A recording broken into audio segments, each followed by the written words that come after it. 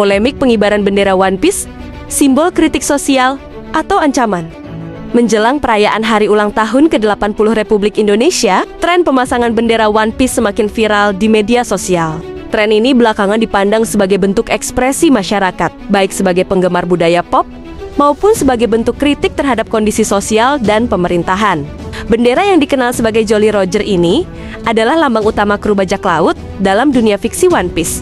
Makna bendera Jolly Roger bukan hanya simbol kekuatan, tetapi juga menyuarakan kebebasan sebagai bentuk perlawanan terhadap kekuasaan absolut dan penindasan, atau kritik terhadap dominasi pemerintah dunia. Anggota DPR Firman Subagio menyebut tren bendera One Piece saat Agustusan sebagai bagian dari provokasi untuk menyerang pemerintahan Prabowo.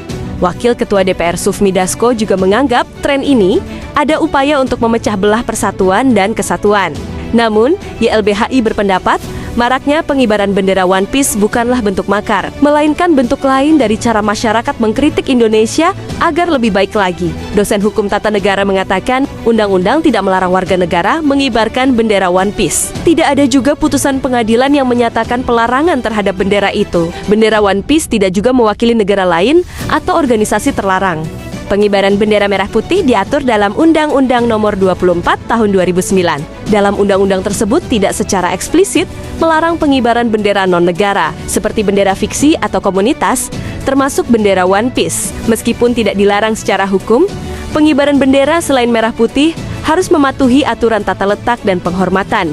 Pasal 21 mengatur bahwa jika bendera merah putih dikibarkan bersama bendera organisasi atau simbol non-negara, maka merah putih harus berada di posisi lebih tinggi dan memiliki ukuran lebih besar. Intinya, apabila kamu ingin memasang bendera One Piece, perlu dipastikan bahwa posisi dan ukuran bendera merah putih tetap lebih unggul dibandingkan bendera lainnya.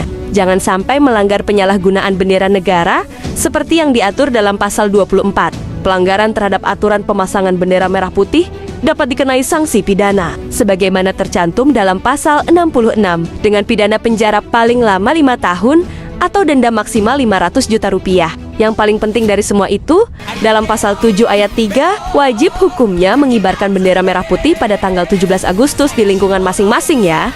Bagaimana pendapatmu? Tuliskan di kolom komentar.